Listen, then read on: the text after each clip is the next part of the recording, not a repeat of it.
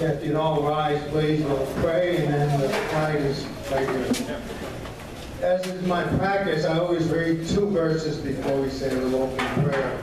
The first verse asks a question: if the foundations be destroyed, what can the righteous do? That's Psalms 11:3. Psalms 82:5 says, they know not, neither will they understand. They walk on in darkness. All the foundations of the earth are out of course. Ladies and gentlemen, I want you to pay attention to those two verses. Foundations are out of course. Dear Heavenly Father, we thank you for this evening. We ask for understanding in your word, and we ask for guidance as we attempt to do something righteous for your glory. In Jesus Christ's name, amen. I pledge allegiance to the flag United States of America, to the republic for which it stands, one nation, under God, indivisible, with liberty and justice for all. Thank you, Randy. I'd like to introduce everybody to Mary Jane Smith before I turn the microphone over to her for a brief 2 minutes. Mary Jane is revamping the South region, which has been pretty dead for a while. It's part of the GOP. So, Mary Jane. Hello. I'm here to try to recruit committee people, actually for the whole county. Bonnie Stock, the new chairperson for the GOP in the county, and I are personally going to be funneling people to the right places. In the back at the table, I have about 4 sheets to get people's names, addresses, email, and anyone who's interested in becoming a committee member is invited to and their families are invited to our first GOP picnic, Saturday, August 15th, from 10 a.m. to 4 p.m. at the Fleetwood Community Park. It's free of charge, and we're going to have one of the state Supreme Court candidates there, among other candidates. I'm not sure exactly, it's not all lined up yet, but there will be other candidates in addition. And we hope that you can come out and enjoy some time with us, and hope that you would consider becoming committee people, because we're really going to need to show some force and cooperation among our ranks to get through 2016. And we're in the South, we're within one meeting. We have a Facebook page, and we have the start of poll boards for the county, and we're getting somewhere. So it's been dead for a while, and it's getting alive. So thank you very much. Thank you, Mary Jane. At this time, I'd like to ask Linda Bragadora, where is she? Oh, there she is. Linda's alone tonight. Poor Sam is injured. I offered to help him. What do you have to have, root canal? I told him I had a drill and new pliers, and he wouldn't let me use them, so.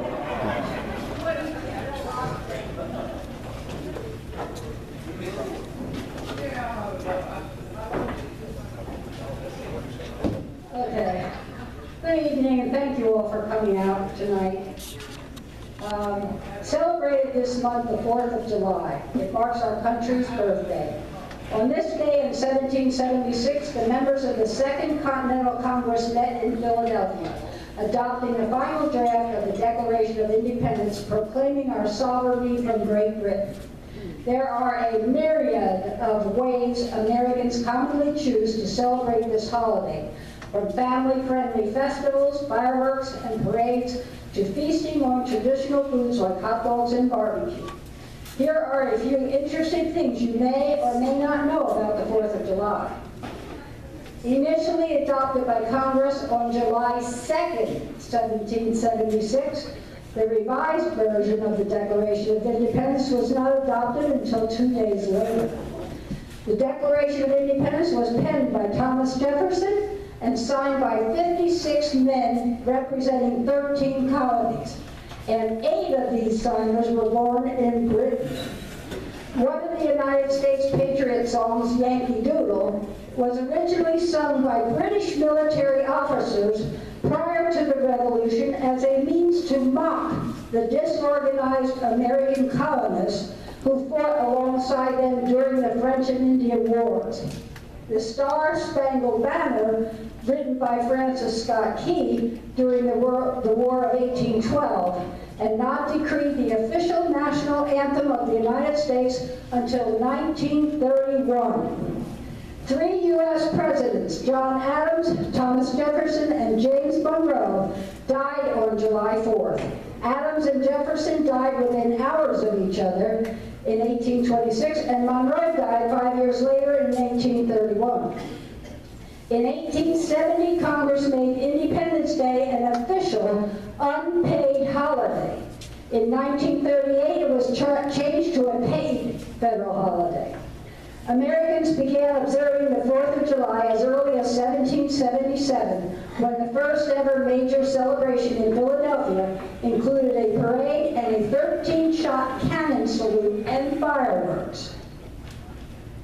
The American Pyrotechnics Association estimates that more than 14,000 professional firework displays light up the skies in the United States each 4th of July. 2 of our nation's great national symbols were made overseas, not in China. But Liberty Bell was cast in England and the Statue of Liberty in France, which was given to us as a gift. The Liberty Bell has not been rung since 1846 in order to avoid cracking it. To mark the quintessential day, every 4th of July, it is symbolically tapped 13 times. Americans consume about 155 million hot dogs on Independence Day alone. It is the biggest hot dog holiday of the year. No one is exactly sure who made the first hot dog. Many take claims for their particular ethnic group as bringing it over and introducing it to the Americans first, but no exact evidence supports any of these claims. Now for a quiz. And you could just holler out yes or no, and I'm going to be listening. Does Great Britain have a 4th of July? Yes. Who said no? No, they do. It's on the calendar. 4th of July on the calendar. They don't celebrate it as Independence Day. That's our celebration, but they do have a 4th of July. Okay. Now, I have a couple announcements. The Constitution class in August will be August 5th at 6 p.m. and again on Monday, August 10th from 3 to 6 p.m. 3 and 6 p.m. 2 classes on Monday. And now, I was handed this announcement. It's United We Stand, Divided We Fall. It's hosted by American Phoenix. I don't know too much about that. But it says, our main mission is to remove Obama for abuse of powers and treason. Then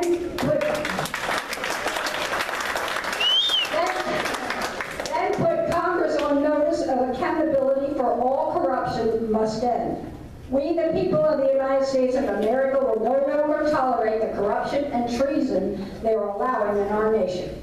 Join us as we take back the power. 1600 Pennsylvania Avenue, Washington, D.C., July 31st to August 2nd. Folks, this event will be our final stand. It will be about making our leaders understand that we, the people, are their employers. We demand accountability. We need the masses to come out and support us. When we fill D.C., we will get their undivided attention. For those unable to get to D.C., there will be overpasses, town hall, and state capitals that you can go to.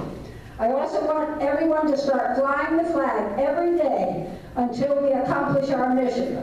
We will not stop until the mission to restore our constitutional republic, giving the power back to the people, is successfully completed. And for any more information, there is a sign-up sheet in the back of my table if anybody's interested. And I have a couple small announcements here. We do provide a quarterly financial report so you can see where all our salaries go to. Oh, wait, there is no salary, never mind. You can see where all the money goes to, and it's on the website. But there are hard copies available in the back for those of you who don't have it, so you can see how we're spending your money. Also, on a local level, some of these corrupt politicians and stuff. Anybody hear what happened today with the Water Authority? The FBI went in and took half the files out of the Reading Area Water Authority, investigating them for corruption. And I hope some people go down because they are corrupt. Bruce, I'm going to turn it over to you for a couple minutes. Thank you, Jim. Good evening, everybody, and thank you all for coming. We really appreciate you being here, and I want to offer a special thanks to Rothenberger Insurance Services. They're in West Reading at 436 Penn Avenue, West Reading. They were here last week as a sponsor. They're being a sponsor for the whole year, so keep that in mind if you need insurance. It's Rothenberger Insurance Services. And if anybody else out there knows anybody who wants to sponsor, please see me later. Your help would be appreciated. There's probably some more sponsors out there. We just haven't found them yet. So thank you again for all being here, and turn it back to Jim. I'd just like to say about Rothenberger Insurance, Deb and I were shopping for insurance for an investment property we just got, and they beat our regular guy by what, almost $200, $197 we saved just by going through them for investment property. So this time, I'm going to turn the microphone over to Rod Miller. Everybody, who's got a watch on? Okay? Mark your watch. We're giving him 20 minutes. These are normal minutes, not Miller minutes.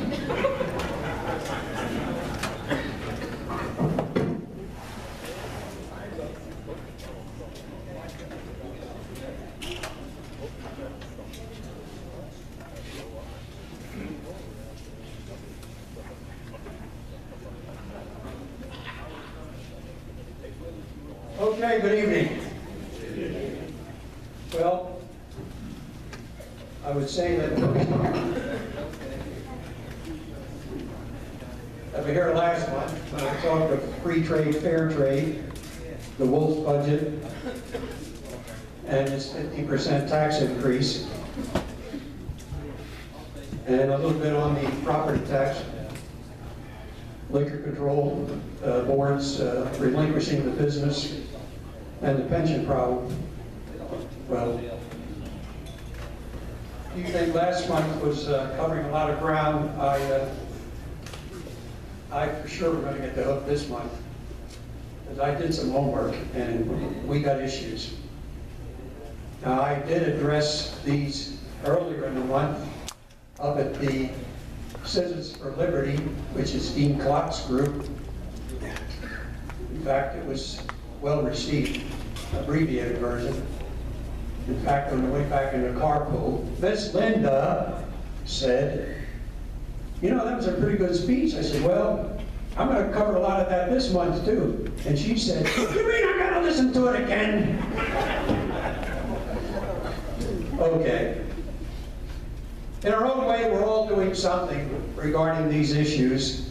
As you know, Dean Klopp is out there going door to door, town to town, politician to politician, and followed by town halls, and he's working hard with his group, and he's getting it done that is on the HBSB 76 bill.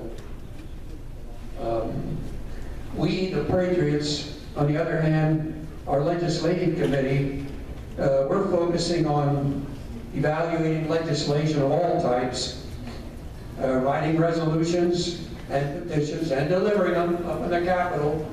Our team went up there door to door. We laid it right on them. This is our position.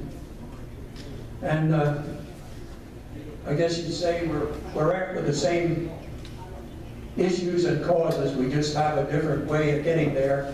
We both want to get to the finish line. Okay, this one, Ray Bostard and I, Ray is here with us again, and at that time more or less representing the Berks Tea Party. Ray and I, we attended a quarterly meeting of the Pennsylvania Leadership Conference up in Harrisburg. In fact, it was on PCN. Did anybody see that on PCN? Which tells me that PCN does not cover a lot of people. Well, don't worry about it. You'll hear it tonight. Anyway,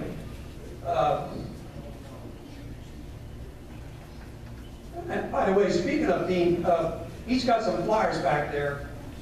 And before you leave, I want you to stop by, Dean, and pick up flyers, because he has all the information for contact information for Senator Corman and Senator Kim Word.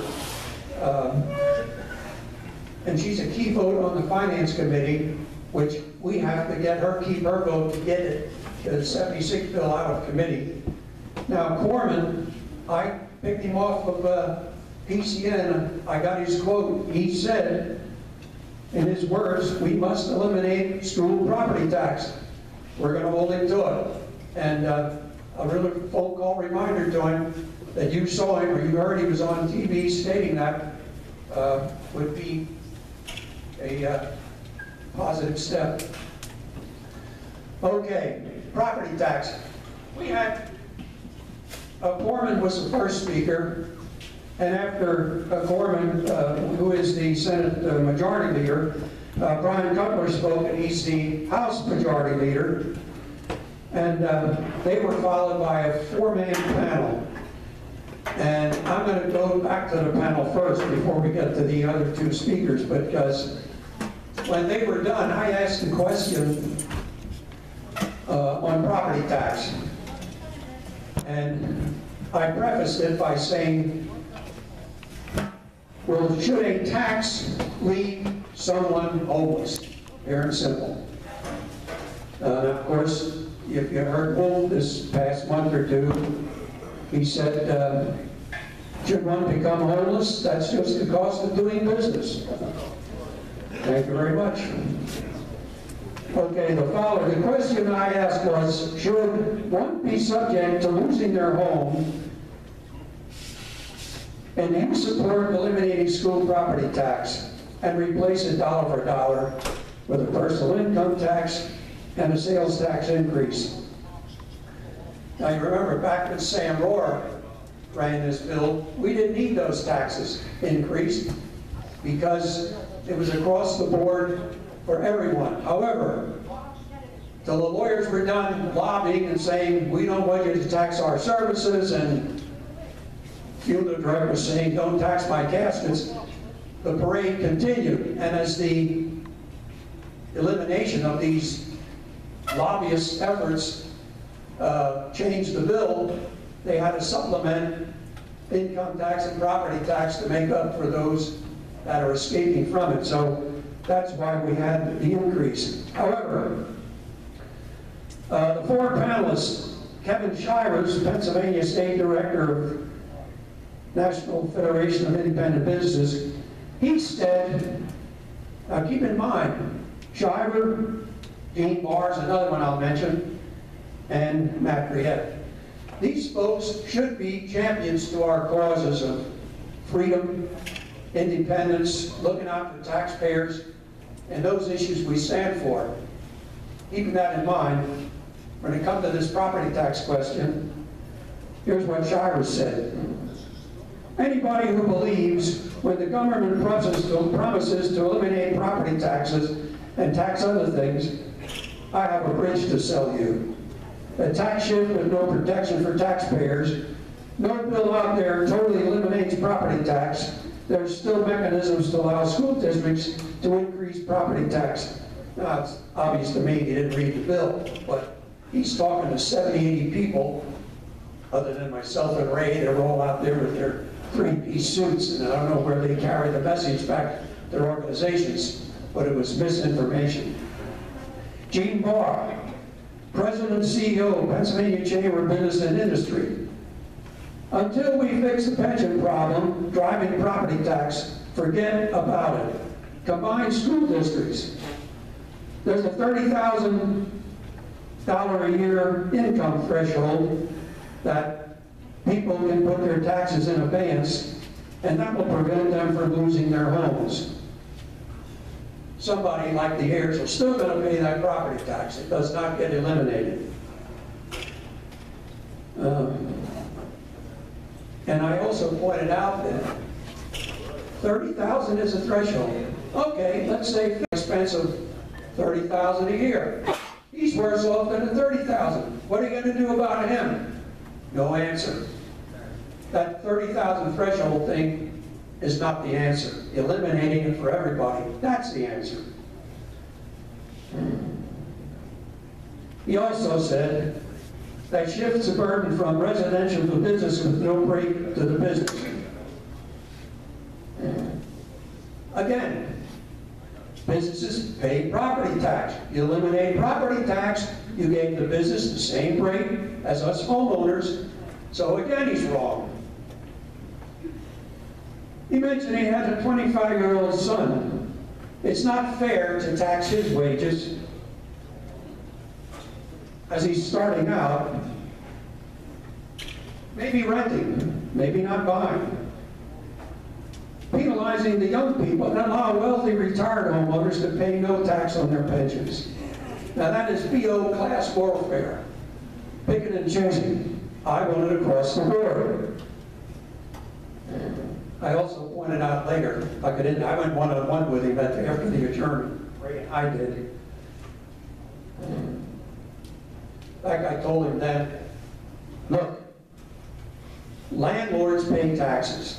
Landlords pass the tax on to their client.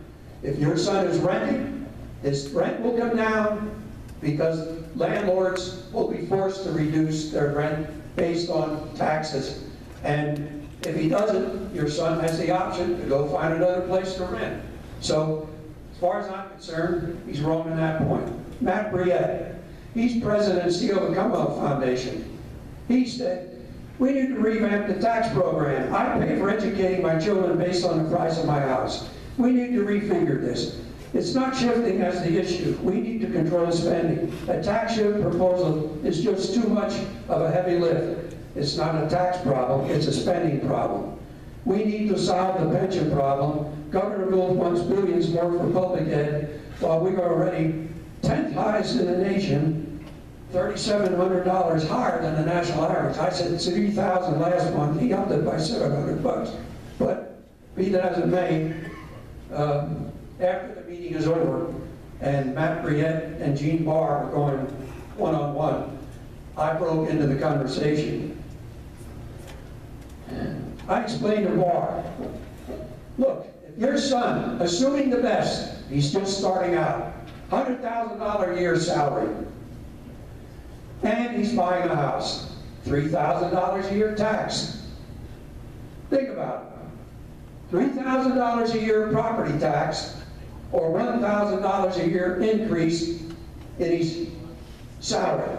That's $200,000 less by looking at it from my point of view, or $200,000 more from your point of view. Which of us two is really penalizing your son?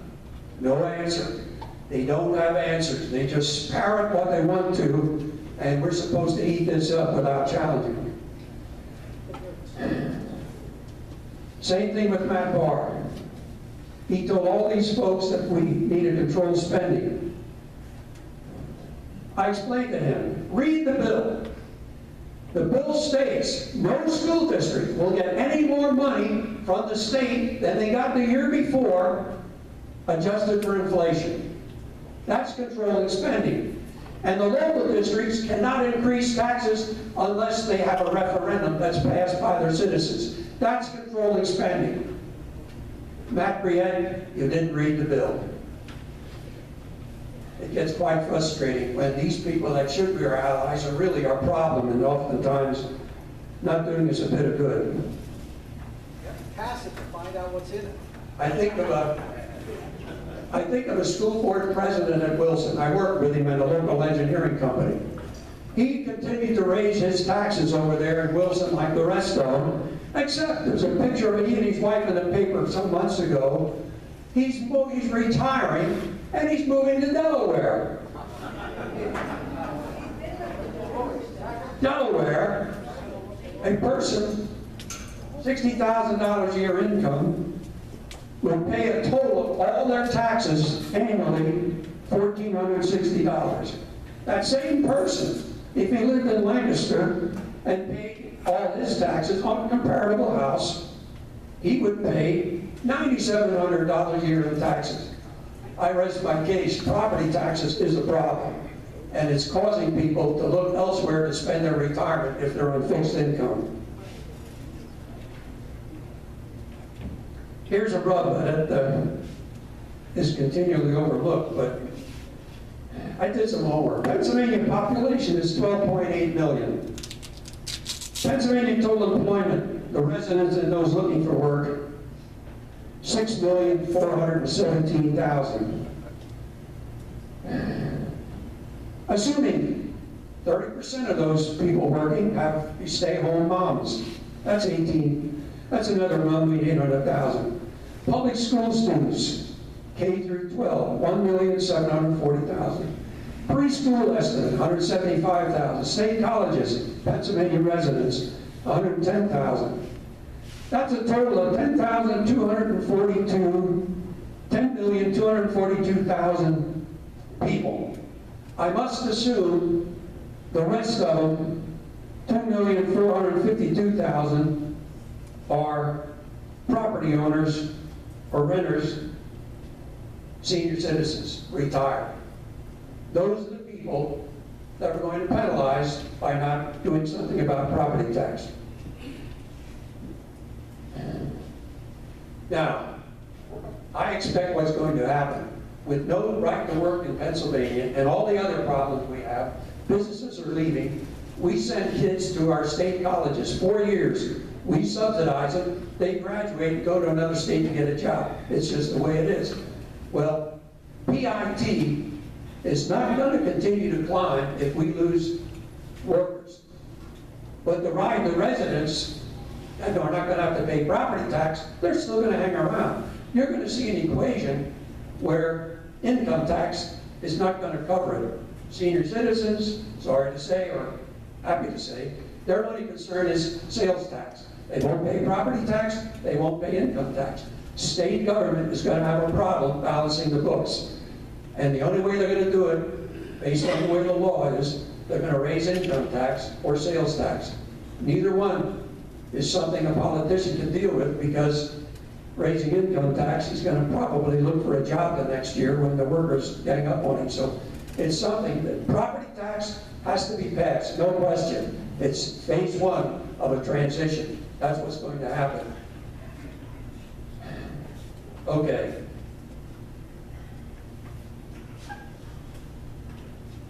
But pensions, second issue.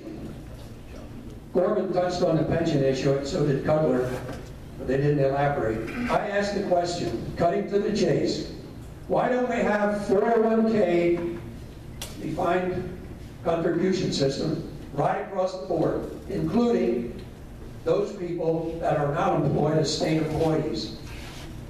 Their concern is the Constitution, lawsuits, SEIU and PSCA coming out against them, which I don't care. Let the two unions spend their money fighting if we have a solid case. However, here's the point.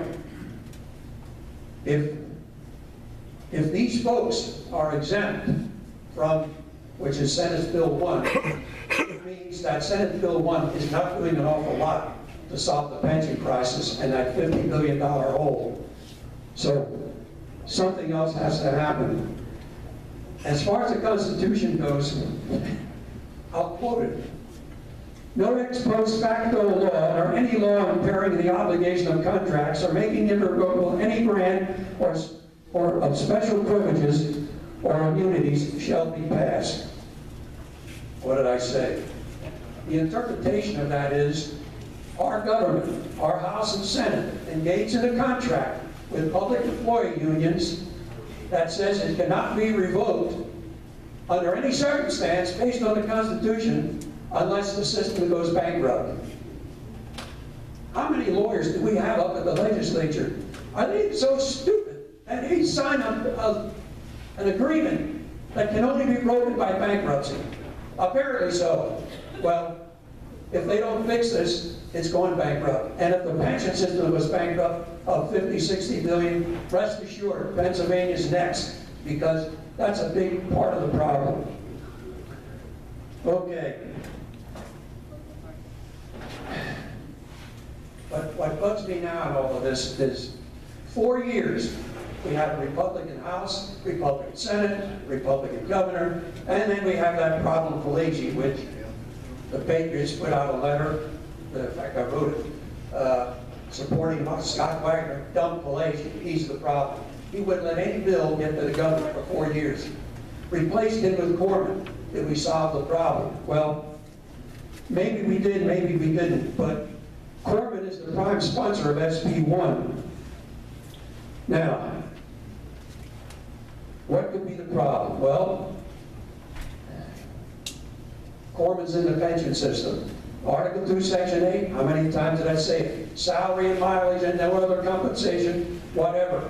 Doesn't bother Corman. He's taking his pension. Mind you, this bill doesn't affect politicians until they're reelected. He won't be reelected, if he is, till 2018. He won't have an effect on his pension till 2019. He's making $130,000 a year, and he's going to port that for the next 4 years until he has to convert if the bill is passed.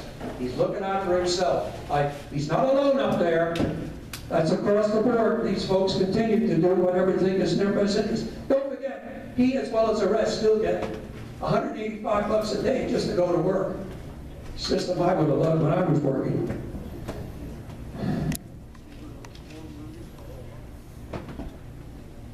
The bill, in fine print, is providing, even if it's passed and the politicians get their cut, they work that bill, they're going to get 4% of state money to put into their defined contribution system, but public employees are only going to get 2.59%. Is that fair? Not to the public employees, but again, the club takes care of the club. I'll tell you, my gut wrenches when I keep studying these bills, and I can't deal with it much anymore, because every time I turn around, these so-called public servants, they're all personal servants. There's dang few of them looking out for our interests. The bill itself, loaded with carve-outs, another issue. Remember when the pension bill was passed and we challenged the Constitution, Supreme Court ruled, hey, pensions are benefits, and therefore it's constitutional. I went back to them and said, benefits isn't in the Constitution. What kind of balloon are you handing me? They let it go. This time, because the pension may affect their own pocket, and they might have to go on defined contribution. What did they do? They exempt them from the bill. Figured now it should be easy to get through that. It's not their problem. It's, again, the club taking care of the club. If it's good for one, it's good for all. And by exempting them, even if it would ever even apply, they get a 10-year term. It wouldn't affect them for 10 years if they're just elected. And the way it is now, unless it gets changed, which apparently it won't, they won't be affected at all. They've also excluded cops, firemen, prison guards, caretakers at the colleges, all claiming, well, they have a dangerous job. Folks, it's not about a dangerous job, maybe the cops, but the rest of them. This is all about taking care of the unions across the board. Every one of those groups is in a union. The club took care of the club. This way, they'll still get their money from the union coffers, and they're not going to be having a problem with their next one. Okay. The vote's coming. I knew it. I just want to say this about the pensions, final point. I want to hit a little bit on liquor stores, but Chris Kamaszek, he's with Capital Wire, and he's believed to be the most knowledgeable in pensions, and Representative John McGinnis, the only certified planner in the House, and he's got a PhD in finance from Penn State. To paraphrase both of them, HB1 or SB1 does little or nothing to address the unfunded liability. To parrot the Fox reporters, if you knew then what you know now, when you vote for this bill. How many times you ever heard that when he asked these presidential politicians? Folks, I'm convinced that these shenanigans will not only bankrupt the pension system, but if they keep going the way they're going to bankrupt the state. They'll have their own problem then trying to get their pension. And finally, liquor stores. And by the way, that pension bill, how many of you think politicians really read that bill? Ray, hold up that pension bill. What do we have there? None. One that we know. One that gave us this copy. There's 412 pages to write a pension bill. They have to write a book. I could write a pension bill in 5 pages. Anyway, liquor stores. The bill purported to privatizing liquor stores. We all supported that. That made sense. We're only one of 2 states that have government-run liquor stores. Well, it used to be straight up, pardon the pun, but it used to be straight up, meaning selling the license to the highest bidder, pure privatization. Then they scrubbed the paragraph to do some catering to the public that now, that's all scrubbed out of the bill. And now, they're going to put these out for selected bidders, limit how many some can sell based on the size of what they're willing to pay for the license. The stores themselves are not going to go out of business if the store is not close enough to suit them. It's so convoluted, I can't even explain it in a minute I have here, but I want to tell you, they screwed up that bill one side up down the other. And you know who's going to get advantage of this bill? Giant food stores. They can put 30 seats in their store to take care of patrons. They can sell as much liquor as they can handle. But the little guy, even Redners, they can't afford to do this. They can't even put seats in their store. The beer distributors, they can't afford to buy a license. I'm telling you, it wipes out small business, but giant food store chain, they're happy. Giant food stores have a lot of money to write checks to politicians for their pensions. But little beer distributors can't do that. Again, a perfectly sensible bill, they screwed up. How many pages is that? Ray, we got that one too. 231. That started out as an 11-page bill. Could have wrote that one in 2 pages. 4 pages to rewrite it and take out the words privatization. Okay, my closing. This both these government. Interesting enough, our legislators here in Berks, both parties, everyone but one voted for the bill. And I'm thinking, hey, privatization of liquor makes sense to me. So I went back to this guy and said, can I have to be Mark Dillon? You voted against this. You went against all your colleagues. I'll tell you why I went against it. And I have the copy here. They took the line that says privatization of liquor stores, they scrubbed it right out of the bill so they could pull these shenanigans of going to their favorite sons to offer them a license. That's what they did. Mark Dillon is the only one in Berks County who got it right. There's a lot more issues. I'm not going to cover them before he gives me the hook here. But there's not enough years left in my life to analyze all of these bills and all of these politicians. And I just can say that providing it serves the best interest, those bills that we analyze, our best interest, and that's why we do it. But in the words of General MacArthur, my plan is to just fade away. It's time to pass on the torch. But anybody who wants to do what I've been doing, boy, I encourage you to see me because I can't do it anymore. Thank you.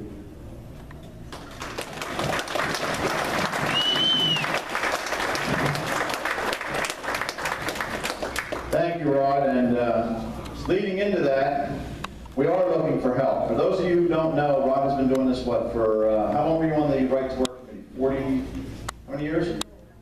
37 years. He's been at this fighting politicians and bad policy for a long time.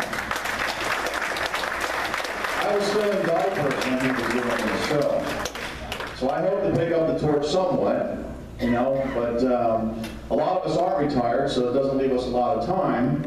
So here's where I'm going to give that pitch for some of you people sitting here in this room. And I'm talking to everyone sitting in this room. We need help. Everybody in here has value and there's something you can do. We need help. We need people to make calls. We need people to research bills. You could be just on a committee, give a couple hours a week. I mean, there's so many things and so much more than most of the work in this organization. So if you think you're sitting there and there's nothing you could do, you're absolutely wrong. If you can read, raise your hand. Really, raise your hand. Can you read? All right, all of you got something to do then. There's many bills have to be read and studied. You know, it might be boring reading, but you know, it's like that one bill. It's only, what, 426 pages? You could do that in an evening, right? No, I'm kidding on that part, but seriously, we do need some help.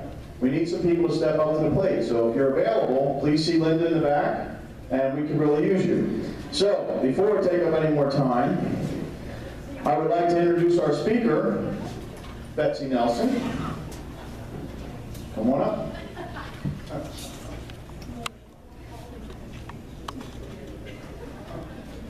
Now, we're going to give you an official 45 minutes. Right, yeah, no, these aren't Miller minutes. You can actually have a little bit longer. It's okay. Wonderful. Thank you so much for hosting me tonight. Let me give a little bit about my background. I work with an organization, some of you I know actually currently work with, hold on a second, get everything together here. I work with an organization called Heritage in Action. How many of you are familiar with the Heritage Foundation? So most of you in the room. For those of you who aren't familiar, I just saw a couple hands. The Heritage Foundation is a conservative research organization based out of BC, decades-old research. We work with their backing, their research and support to bring to life their policies and initiatives and hold your members of Congress accountable for their behaviors. Sorry about that. Accountable for their actions. And we do that through providing information on what's going on in DC. And a lot of the information you are going to hear through our organization isn't stuff you're going to see here necessarily on Sean Hannity or on Fox News. This is stuff you're going to hear about months in advance before it even comes up. So you have the time to actually take action. Now tonight I'm going to talk about an issue that is something I joke is not maybe the most interesting of issues, but is extremely important to the state of Pennsylvania. I want to tell you a brief story that happened to me a couple months ago. I covered the state of New Jersey as well as eastern Pennsylvania, and I was driving back from North Jersey down I-78, just outside of Allentown. And I hit a massive pothole to the point where my car alignment was shot and my tire had to be replaced. I won't get into the cost, but it was pretty bad. And I was fortunate the damage wasn't worse because I'd heard similar stories where the car actually had spun off the road and ended up in a crash. Out of curiosity, how many of you had serious issues with either car damage from driving the roads in Pennsylvania or just fed up with driving in the condition of the roads here? You guys aren't alone. Here in Pennsylvania, we have over 40,000 miles of state-maintained roads. Roads that are supposed to be federally subsidized under the Highway Trust Fund. Now, how many of you are familiar with the Highway Trust Fund? Awesome. Now, the Highway Trust Fund was established in 1956 as part of the initial construction project of the interstate system. When it was first established, you were only paying about 4.3 cents per gallon of gas that you purchased. Today, you are paying 18.3 cents for every gallon of gas you are purchasing that goes into this fund that maintains your highways. None of us will argue that the government does have to pay for infrastructure. I don't think any of you will sit here and deny that fact. But the question I have for you, are they doing a good job? No. Absolutely not. Right now in Congress, they are fighting for the second time this year to bail out the Highway Trust Fund. This fund is supported through your paid taxes, through your tax funds, through your gas tax. Excuse me, that's cool. This money is supposed to go towards repairing our highways. And in fact, 25% of that funding goes towards other projects, including mass transit projects, that the majority of which goes to only 6 cities in this country. Cities including Boston, New York City, which by far gets the most, Philadelphia, Washington, D.C., Chicago, and my personal favorite, San Francisco. When we have done analysis of just who is using mass transit, in fact, in the last, since 1990, mass transit use across the country has decreased 5%. Among lower income families, only 9% use mass transit.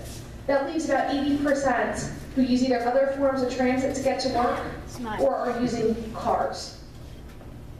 So the question is, why are we diverting highway money that's supposed to make our roads safer to mass transit when nobody's really using it? We're diverting money to support beautification projects, hike and bike trails, which make communities more great, no question there, but isn't the job of the federal government. That's up to the local communities to determine whether or not they should be doing this. Towards supporting EPA research on environmental impact of highways in this country. In fact, there's even proof that we are diverting highway transportation funds that are supposed to be making your roads safer for research on whether or not we should be studying all kinds of weird things, including lab rat tests with, and whoever's the one with the, was it shrimp on a treadmill? Programs along those lines. So the question I have for you today, do we really want to bail out another system that we keep funneling money towards other non-projects and a system that has not been effective in maintaining our roads? Absolutely not. And the question you have to ask is, what's the solution? Because we have to do something. Well, we are proposing a really interesting new proposal. It's called the Transportation Empowerment Act. And the reason why this is significant is that it's going to basically reduce the role of the federal government in highway management and highway oversight. In the sense that here in Pennsylvania, and this is why this is so significant to us, we're the top fourth donor to the Highway Trust Fund. Now, we receive the 5th most money from the Highway Fund. However, based on our mileage, we should be getting a lot more. We also have double the trucking traffic, which is destructive, as I'm sure you guys have all known, to our roads. So they have not evaluated in terms of use and quality and service at the federal level on our roads. Now, we are proposing the Transportation Empowerment Act. This will get the federal government out of almost all transportation management and road management. The proposal on the floor right now, nicknamed T, will reduce the federal highway transportation tax to 5.3 cents per gallon and allow the states the ability to determine where their funds are spent independent of the federal government. North Carolina Governor, let me just look at the name here, representing the National Governors Association, stated that 1/3 of their projects in North Carolina have been bogged down in bureaucratic EPA requirements as stated by the federal government. Their roads are almost as bad as ours. So the question is, are we going to sit here and watch our roads crumble, or are we really going to stand up and fight and take action to ensure that we are making these roads safe? Because our country, unlike many other countries in the world, function. We are a nation of drivers. I don't think anybody here would disagree with that. We love our cars. I know I do. I like going for an evening drive around the house through some of the really pretty areas of Pennsylvania. But what I find so frustrating is that this is an issue that overwhelmingly is killing our economy, it's killing the budget, and this is just one of many issues my organization focuses on. We really work to educate individuals in the field. I work one-on-one with activists, what I refer to as sentinels, on a daily basis. These sentinels get the tools and the information they need to be able to take immediate action, not just reaching out to the legislatures and making that call demanding they support legislation, but how to educate the staff and the legislatures, how to be influential in the community, and how to get that word out. All of you inherently sitting in this room today are activists, in my mind, because you guys are all here sitting, listening, not just to what's happening at the federal level or the state level. You are here because you are interested in hearing what actually is going on. We just want to work with anybody who's interested to enhance those skills and help you know where to take action at the federal level. We will provide you the tools. I have several packets on some of what I've talked about tonight, as well as one of our other big issues. I'm happy to answer any other questions on a few other issues tonight specifically. But one of our biggest benefits, we actually hold a weekly Sentinel strategy call. And our Vice President of Operations, Russ Vogt, who is incredibly knowledgeable on everything that's going on the Hill in DC, gives a 15-minute overview of just what's going on. I look at, oh, I can look at this. And the other issue, and I just realized I neglected to go over this, which is just as important, but I'll get that in one moment. Russ Vogt is unbelievably knowledgeable, and when I first started with Heritage Action, the amount of information you get on each of these calls can be a little overwhelming, but I didn't realize in about 2 weeks how much more intelligent and understanding just how DC works and how to work to be sure our members are really hearing us and represent us. So for me, as somebody still with the organization who's not been there forever, really understands the impact of these calls. And if anybody would even just like to listen in next week, come talk to me afterwards. I'd love to get you engaged and involved. But the reason why I'm talking so much about the Highway Trust Fund is that this is an example of what's wrong with Washington. Now, on top of that, and this is actually for me one of the biggest issues, how many have heard of the Export-Import Bank in the past few months? Several of you, or maybe about half of you. For those of you who don't know, the Export-Import Bank is basically, for all intents and purposes, corporate welfare. Boeing Corporation, based out of Washington, receives 80% of these federally supported funds. 80%. And they're a nationally renowned multi-billion-dollar company. The government's supporting them and subsidizing the sales of their aircraft internationally. Delta Airlines got upset in a recent deal that they made, the Export Bank with Delta. Fortunately for us, the bank did sunset on the 30th of June, so the bank can no longer give out loans. But the question is, why is this relevant today? In fact, the first round of voting on the Highway Trust Fund was voted through the House yesterday. And it is about to enter into consideration and vote in the Senate. However, we suspect that the Export-Import Bank will also be attached to the Highway Trust Fund bill in the Senate. Something that there has been an overwhelming outcry from grassroots screaming, no, no, don't do this, there's no relevancy, why are they related, why are they being attached? Even Majority Leader Senator Mitch McConnell has stated he's opposed to this, yet somehow is going to allow this to progress. What I'm asking every one of you today is if you could reach out, even to your members of all of your members, whether it be Senator Pat Toomey, Senator Bob Casey, Congressman Pitts, Congressman Dent, Congressman Costello, Congressman Barletta. Did I miss anybody? Oh, Congressman Meehan. I'm still used to the old district lines. I'm not used to them being so far north. I'm actually from Pat Meehan's district myself, so I'm very familiar with the congressman quite a bit. But to reach out to these members and demand that they stop this voting. Why are we bailing out a failed system? And why are we bailing out a bank that's supposed to be supporting small businesses, that's supporting Boeing, Caterpillar, GE, Westinghouse, all these companies that have managed to secure loans since the sunset of this bank?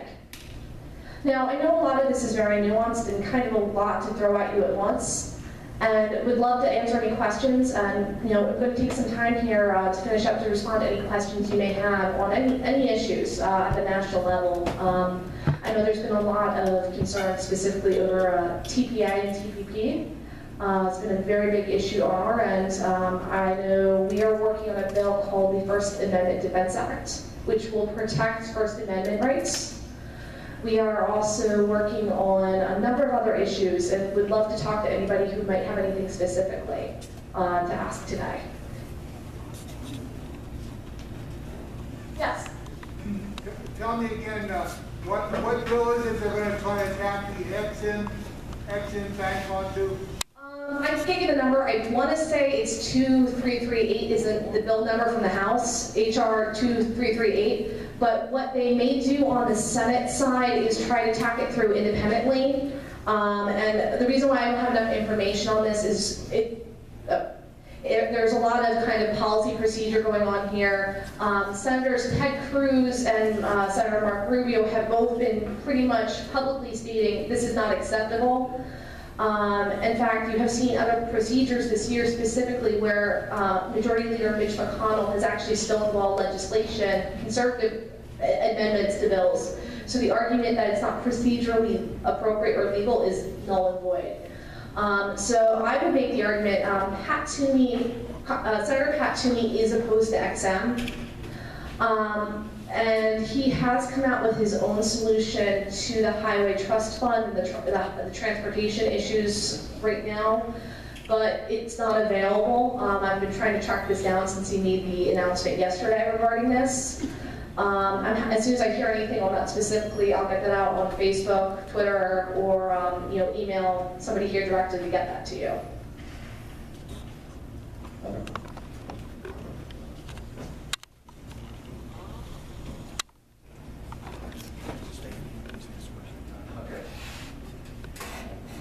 Hi, my name's Evan, and the media's been circling the wagon on this one about electric cars and taxation for mileage for gas tax. So how's that going to affect what you're saying if we start moving more towards electric cars?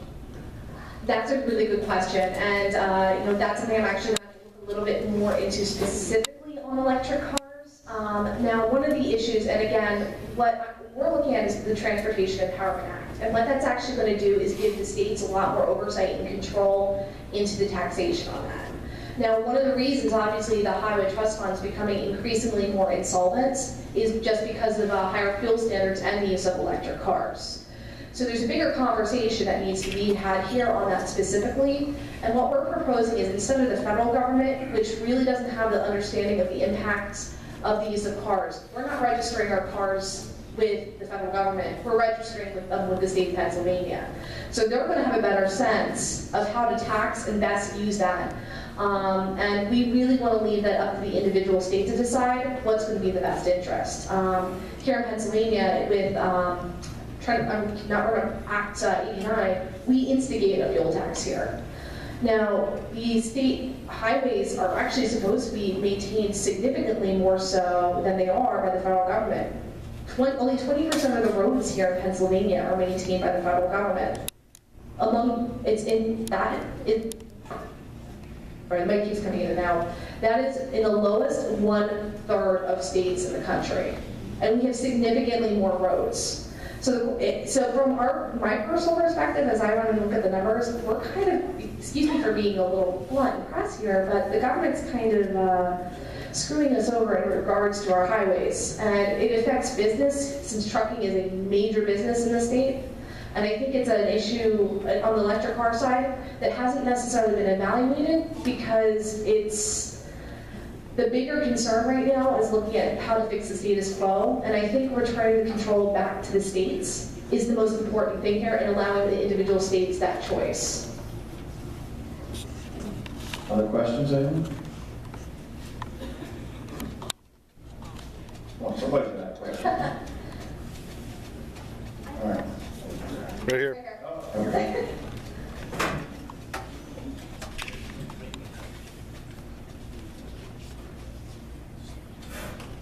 I have other issues I can always talk about as well, but big is specific. Hi, my name is Nancy, and my question is this. Is the Heritage Foundation, do they influence what's happening in Washington as far as the state's convention goes? Because that's where I am really gung-ho on that. I mean, we need to take back our nation. That's a question I actually get asked quite a bit, and I've actually have been asked that in Pennsylvania, I've been asked that in Maryland, I've been asked that in New Jersey, I've been asked that in the districts I work in New York. We do not take a position on that because we see that as being instituted at the state level. We really don't get involved in state issues directly and you'll see, even though we're independent of Heritage Foundation using their research, you will see they will not get very nationally. I cite the example of Indiana earlier this year, where we had released, how is that going to be a bigger impact on the Constitution? Now saying that, I think you'll find, we may do an analysis, I believe Heritage has done an analysis, pros and cons in that terms, but we don't take it, there's no position on that officially. And I think if that's something you're supportive of, definitely go forward, pursue what you're interested in. And it's very interesting having spoken with the state director about the issues that you guys are looking at specifically and really hearing how, what are, I'm trying to remember, is it 3 or 4 states now that are signed up?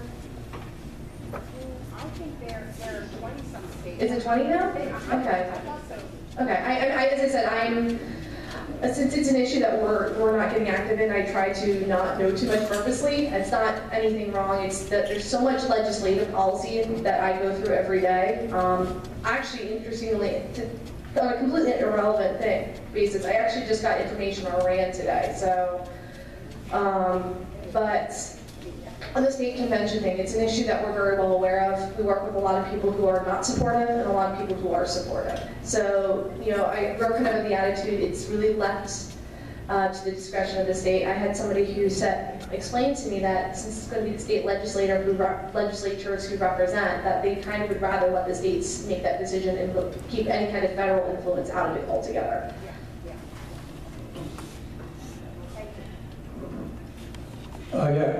Rod Miller here. As I understand it, I don't have from memory, I can only speak from memory, when Rendell left office and there was a significant amount of money in the highway funds, he took that whole pile of money and dumped it on SEPTA, his union friends, SEPTA, which is already overfunded, and therefore, when the transition took place, they had to start over with money for highways. What do you know about that?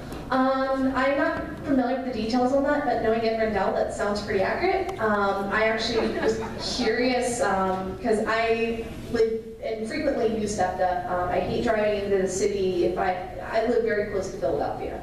I hate driving into the city and don't want to pay $20 for car parking when I can pay a train ticket. By the way, that train ticket, which is usually about $6 to $7 one way, is subsidized by the Highway Trust Fund. So just bear that in mind when I say this. SEPTA in the last, I've got to look at the budget more specifically, but it wouldn't surprise me if that's actually where the financing for the new rail system and the new cars came from. They have actually completely refurnished their entire fleet of regional rails in the last 5 to 10 years. I actually was curious, they are actually allocated from the federal government, not just the Highway Trust Fund, but from the federal government, $600 million over the next 7 years for infrastructure improvements. They are also, what you have to understand is a lot of the SEPTA lines, which is the rail system outside of Philadelphia, is supported by Amtrak, which is also federally subsidized and heavily. Last year, now how many of you are familiar with this? The Northeast rail line, which is by far the most profitable for Amtrak, recently allowed wine and beer service. And they did this to offset the costs and their deficits. They're still running deficits. Now, I can name system after system just what's wrong with highway management in this country, but personally, Amtrak is another example. Personally, I just want the federal government out of the business altogether, and that's really what we're proposing. And as a taxpayer, I personally see it as, okay, so it'll reduce my federal taxes, it gets the government out of this business, and returns power back to the state.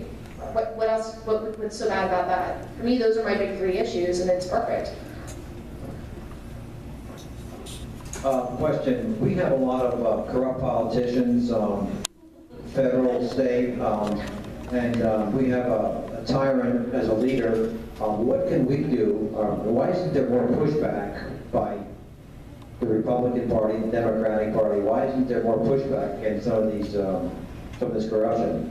I'm going to ask specifically at what level, or all levels, or just more generally? Go ahead. Generally. I know since we focus really federally, I think a good example here is Congressman Bill Schuster. How many of you are familiar with that name? Congressman Bill Schuster is a congressman in the PA 12 out near Pittsburgh. His father held the seat. He now holds the seat and has a reputation of kind of being a very difficult congressman. He is a Republican, but but he's not very conservative. One of the things we actually have is a scorecard that we evaluate how conservative your members are. So you can actually see how good or how awful they are. But Bill Schuster, no matter how much we reach out to him, doesn't seem to listen. But on this on the Highway Trust Fund, this is where things get interesting, and this is why the grassroots is so important. He is the chairman of the Transportation Infrastructure Committee, the one that oversees all transportation, trains, planes, automobiles, you name it. He would not allow for any kind of evaluation of TEA. Some of the biggest grassroots groups in his district have screamed, this is not okay, and had started pushing for, and I won't say the name, some of you in this room would know the name, to run for Congress. That rumor enough, and that pushback from grassroots was enough to get him to kind of at least consider and allow the vote to come for sponsorship and allow it to at least be considered in committee. Right now, there are 2 committee members on the Road Surface Committee who voted to stop the Highway Trust Fund bailout yesterday. Those members here in Pennsylvania are afraid of the not necessarily afraid of the grassroots, but nervous about the reaction and their re-election chances. So to get these corrupt guys to kind of fall in line in a lot of these cases requires a lot of ingenuity and a little bit of an outcry. Oh, well, we don't like this, so we're not going to vote for you. And a very public outcry. And it does make a difference, and I can say it makes a difference because I've seen it. And in some districts, even calling your congressman on an issue they may not be aware of makes a difference. And I have seen, personally, a member of the PA congressional delegation use some of our talking points during a committee hearing when questioning a member of the Export-Import Bank. So it does make a difference. It doesn't always seem like it, but it does. And that's why taking action is so important. Now, here in Pennsylvania, I'm born and raised outside of Philly. I lived in Cumberland County for 5 years. I'm very aware of the state corruption. And I think my personal favorite right now is the Attorney General of the state. So with her, it's just going to be due process. And since she's going to be up for re-election here, I don't want to say, it's going to be very, very interesting to see what happens. Now, given she's from Montgomery County as well, and this is where the statewide politics comes into it, Montgomery County proposed the Republican, and some of you are probably residents of Montgomery County, is seen in the eyes of a lot of politicos as one of the most key counties. So it'll be interesting to see where the chips fall on this, and that's where the charges are being filed in terms of the election here in Pennsylvania next year. So if you're we don't do election stuff, this is me talking personally as a politico, just to see where things fall in that specifically. I will say I am impressed by the number of members in the last 6 to 7 years thrown out of office here, especially at the state level, especially out of Philadelphia. That's my personal opinion, and you know, corruption is rampant at all levels, and that's a lot of what we're trying to fight legislatively. And one of our big attitudes is opportunity for all, favoritism for none, and we look at cronyism as a huge favoritism aspect. And both the Highway Trust Fund and the Export-Import Bank are examples of cronyism when you do the breakdown, no question.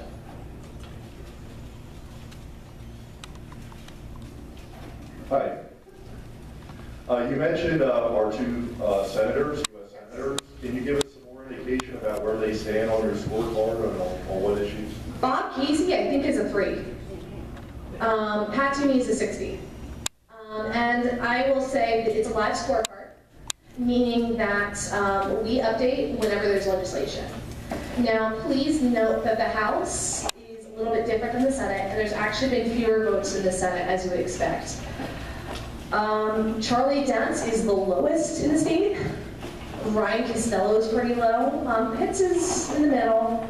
I apologize, I have to look up the exact numbers because they changed this afternoon. While I was driving, I had not had the opportunity. But who am I skipping? Meehan is more than is in the lower half. Who am I skipping? Did I grab everybody? Toomey 60%. 100%. So we only have one member of Congress who has voted 100%, and he's very proud of that, Ken Buck from Colorado. Now, to give you a little bit more perspective on this, Jim DeMitt, the president of the Heritage Foundation, when he was in office, and we started doing this, was not 100.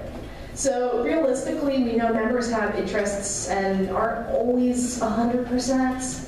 Because it's very difficult to be. I say, someone like maybe Joe Pitts, we are very against subsidies and government handouts.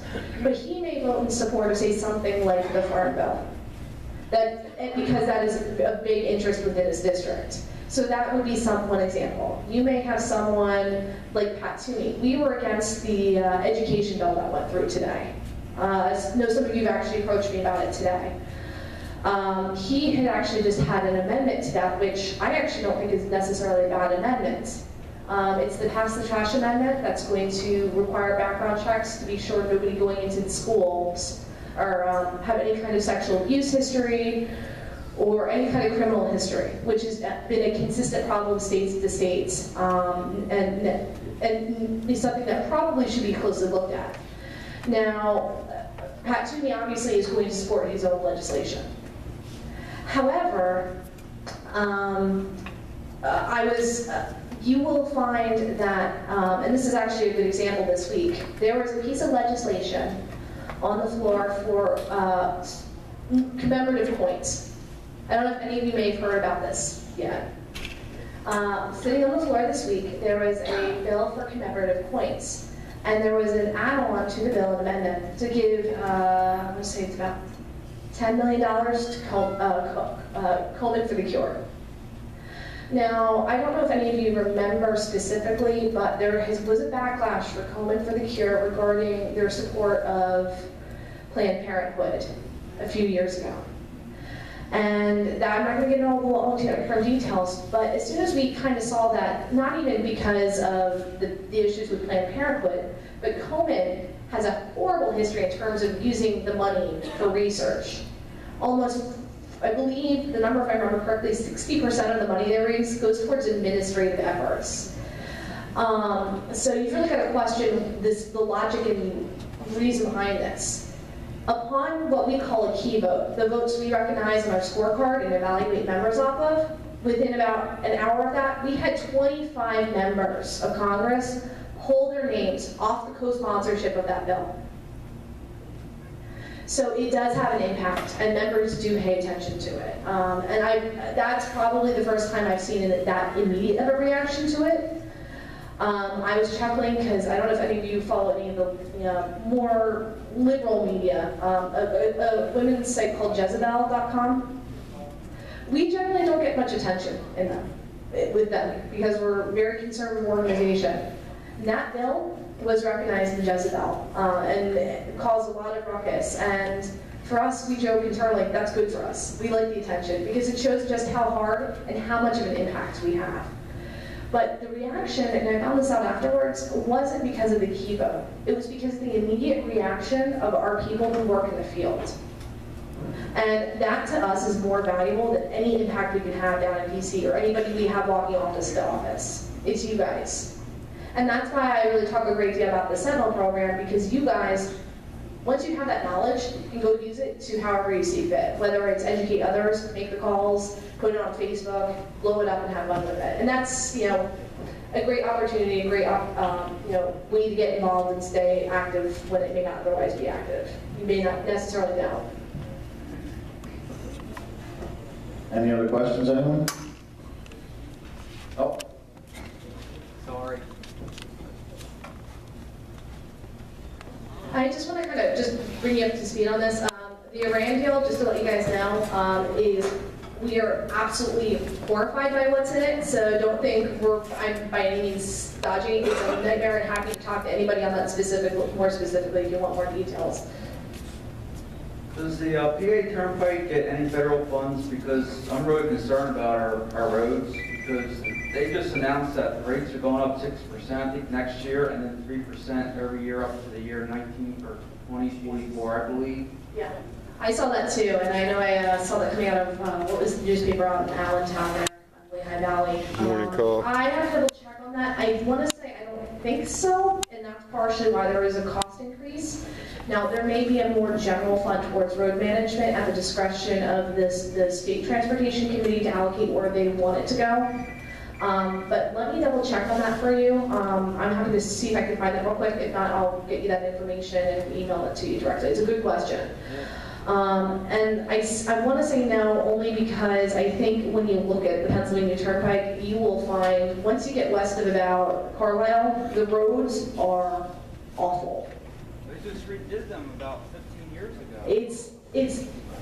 I actually have a counterpart out of Pittsburgh, and I was talking to him. He purposely avoids the PA Turnpike when he can, because it's that bad. He talks about there's several potholes that basically are so bad that it runs the whole length of the road through there.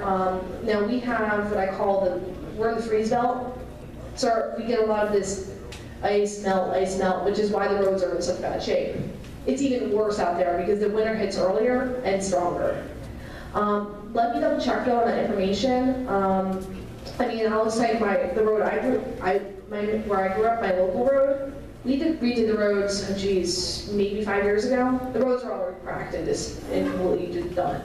So the reality is, and this is why we need a bigger plan and why we're trying to bring it back to the state now with federal oversight.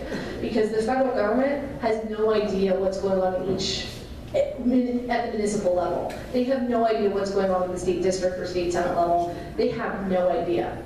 And what's particularly interesting was members of the Transportation Committee did a trip to Pennsylvania back in April, and they went to Pittsburgh. They were actually here in Berks County, and went to Carlisle, which is a major road leading about 4 or 5 highways.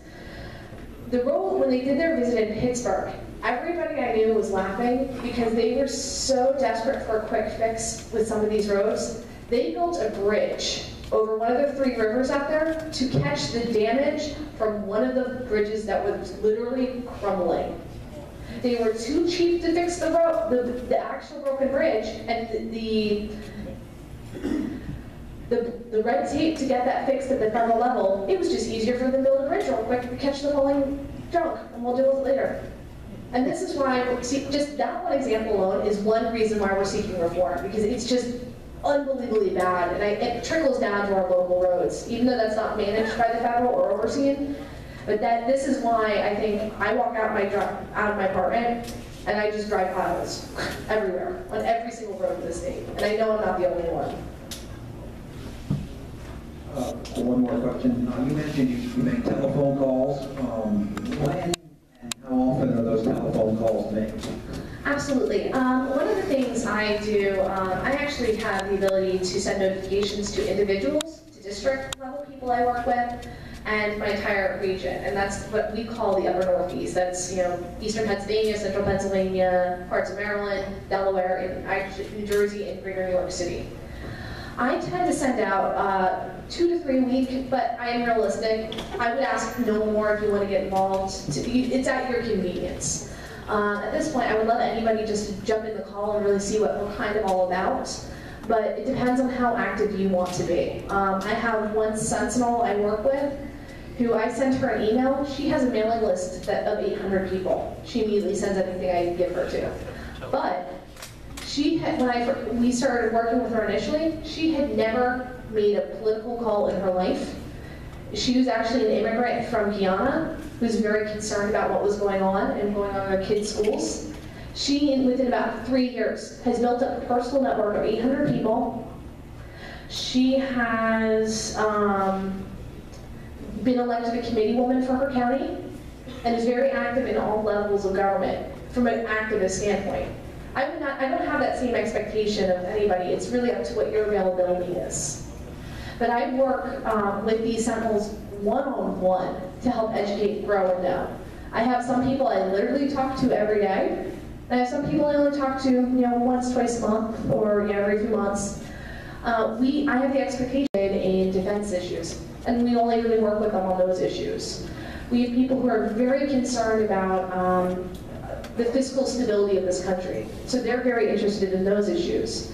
So we would only really expect you to make a call when you're able to, and happy to work with you to kind of, if you are interested in getting involved, work with you on those specific areas and really educate you and get you active and involved.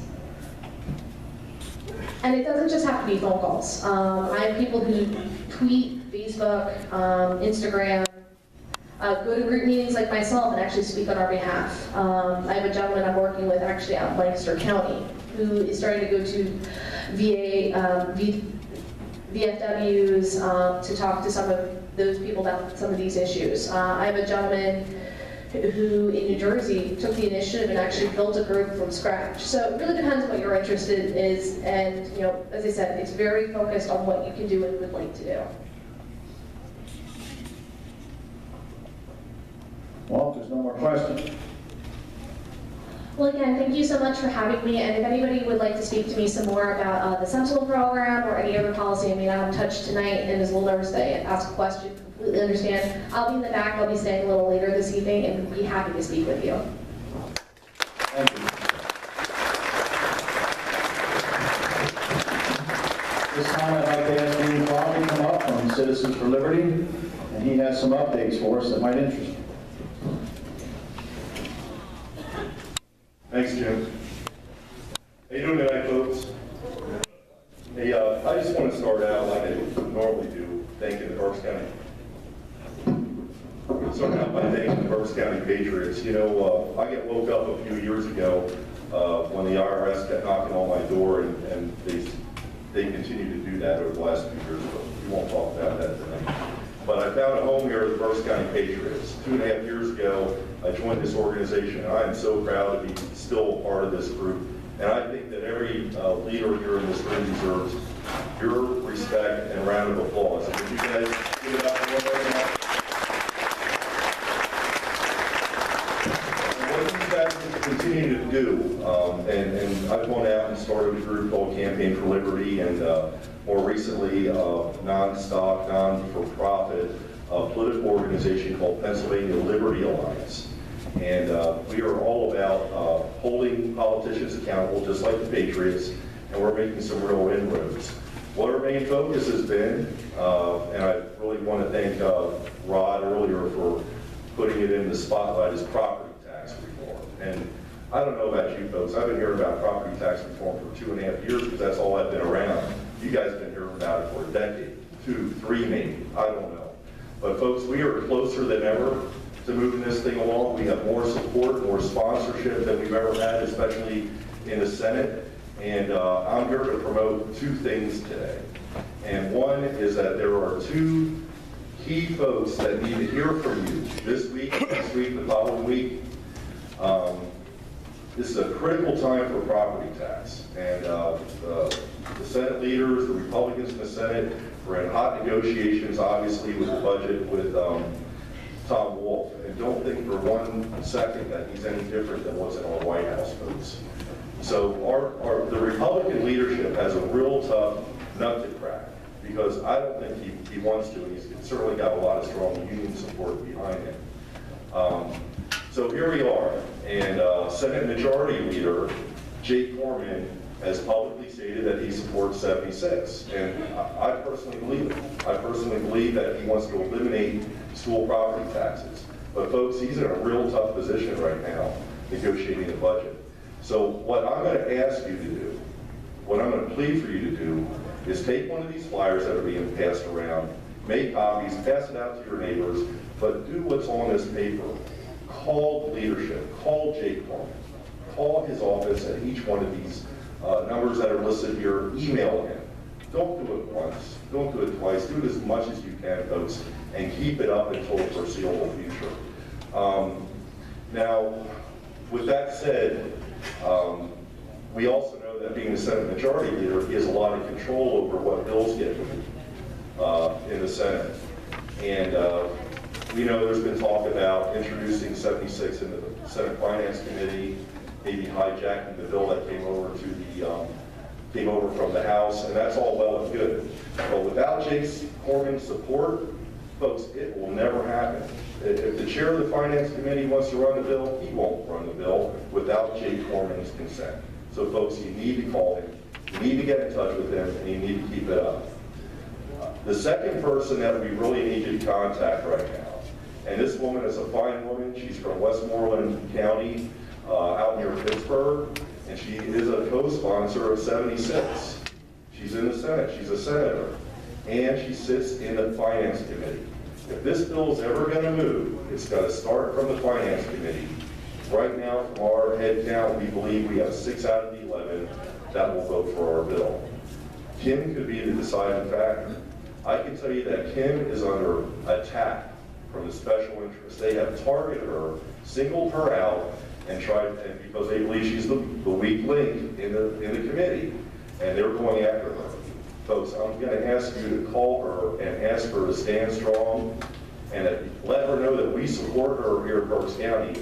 And in the coming weeks, you're going to see some other action, and that we're going to call folks like you to help us, and we're probably going to be making a trip out there and help her out. But she needs to know that we support her sponsorship, and we want property tax elimination. You folks ever hear the saying, the squeaky wheel gets the oil? Folks, that's what it's about. We got a terrible bill that came over from the House.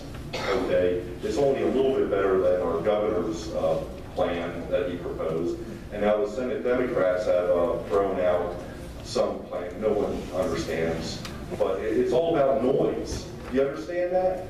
This is the real deal. We know it, you know it, they know it. The special interests are holding it up. So we need you folks to take a stance. Call these numbers, email these people, and do it repeatedly. I ask you, please do that.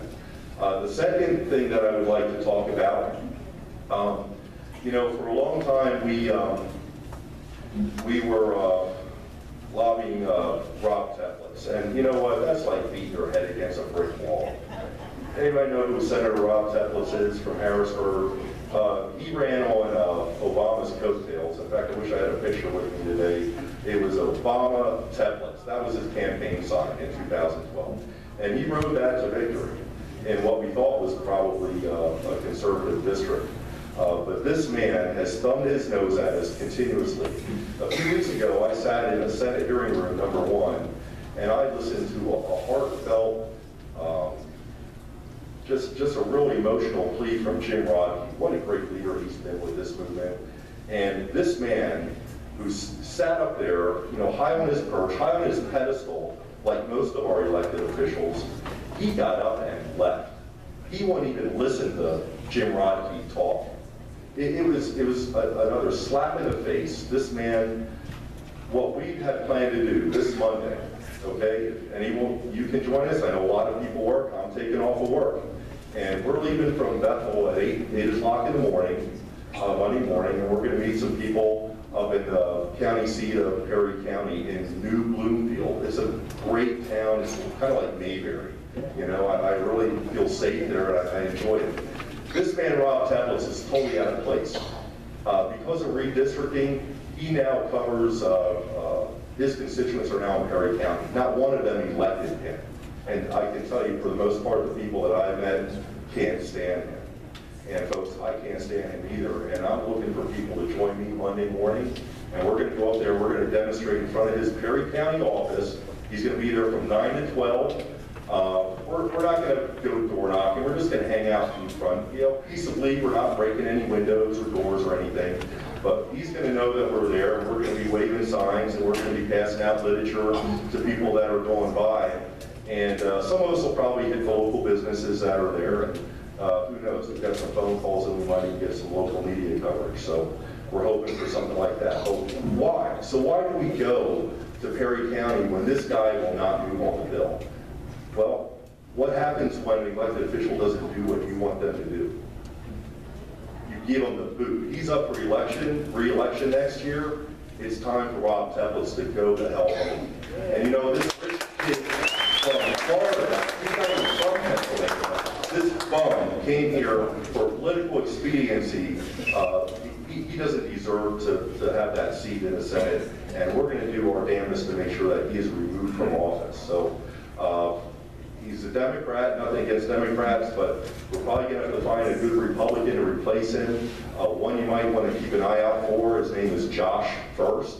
He's done very well in Perry County in the past in some races, but anyway, our goal on Monday is to go up to Perry County and remind Rob and let his constituents know what kind of bum he really is, and that he can't stand for their property rights and he does not respect their property rights.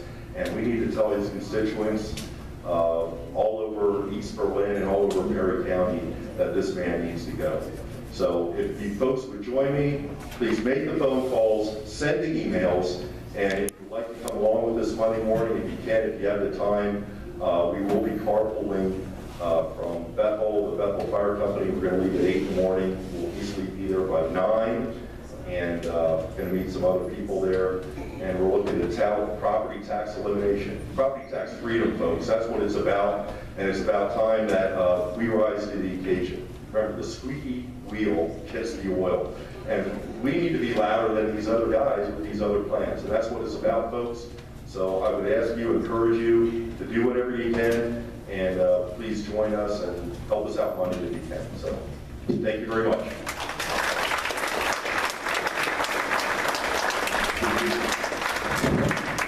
This is exactly the kind of thing that I was talking about earlier. This is one place where everybody in this room can help.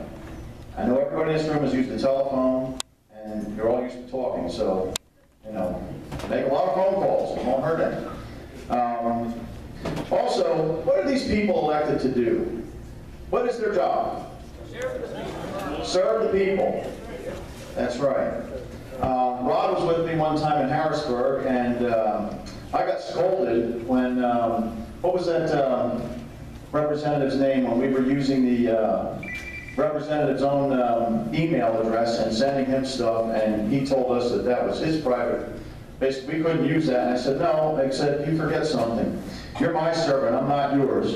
You know, we elected you, and this is our property, it's not yours. But they get this mentality that they're up there and they're our lords and masters, and they're not. And it's up to us people, all of us, to beat them up a little bit. You know? I mean, there's legislators I like, and there's ones I can't stand. And if I can't stand them, I have no problem, you know, saying what I have to say to them, if they like it or not. I really don't care. So, we were supposed to have a speaker coming here who's going to tell us what's going on in Harrisburg, but he has texted me twice. He's stuck in a meeting, and he's not going to make it on time. So, I'll give you guys a choice. We can either put Rod back up here for half an hour. No.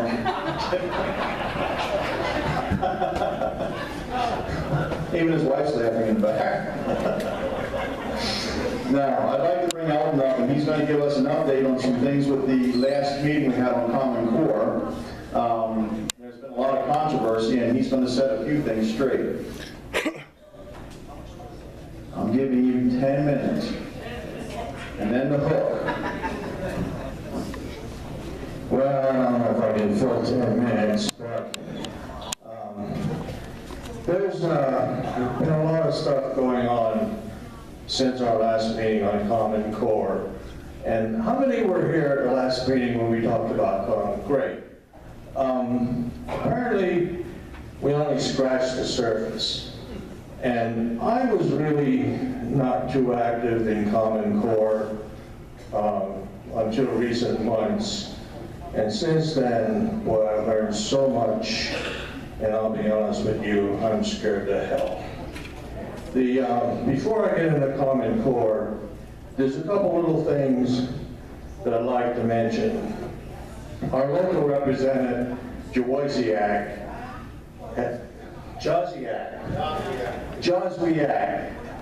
Barry, has a bill that was passed the House and is now stuck in the Senate since May.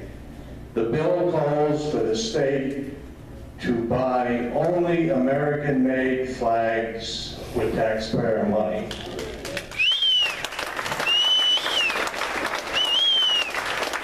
As I said, it's been stuck in a committee since May, the State Government Committee. I encourage all of you to contact the members. I don't have them in front of me. I had a real nice summary of what I wanted to say on my computer, and that's where I kept it. So in any case, if you look up General Assembly, you can find any kinds of information. There has been a common theme, if you paid attention, of pleas from the podium. And obviously that's been, we gotta contact our legislators.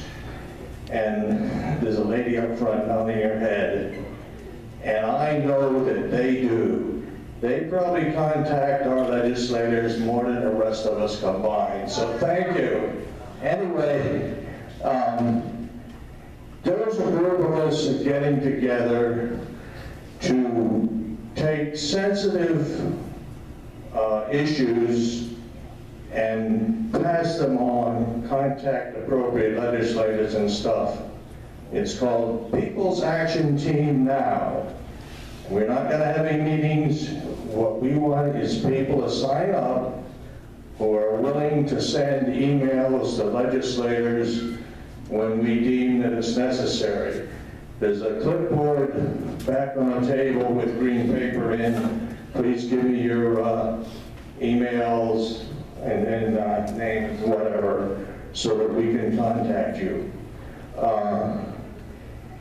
We keep talking, we gotta contact our legislators.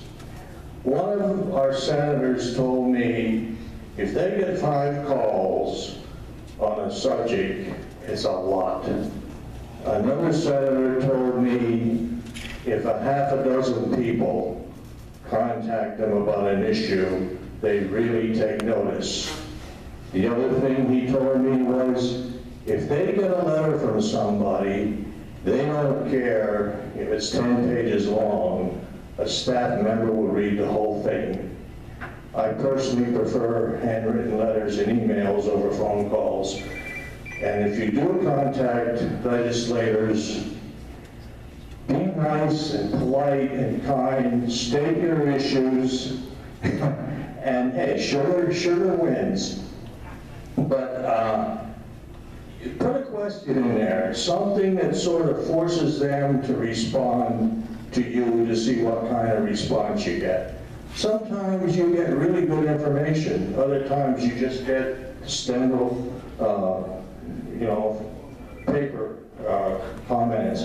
But again, I'm going to reiterate what I've been saying, what all these other people have been saying. We got to get more proactive. You heard the lady, our guest, tell you, believe me, it makes a difference. When I call our representatives and our senators, and I identify myself as a patriot, if they're in the office, it is very unusual that their staff don't put me right through to him or her. So, it's very important. Anyway, enough of that. As Jim mentioned, I've been talking to a lot of people who have been active in Common Core and reviewing stuff. There's a lady, Joanne, who sat over here on the far right on the table. Boy, is she a worker. I mean, she scares the living daylights out of me. She has reviewed every statement that the chairman of the board made when he was sitting up here. I have 5 pages of her comments, and you can see it's typed very, very small, 8-point type. And 2 minutes. That's a short 10. Anyway, she has a lot of things here that she really questions what he said.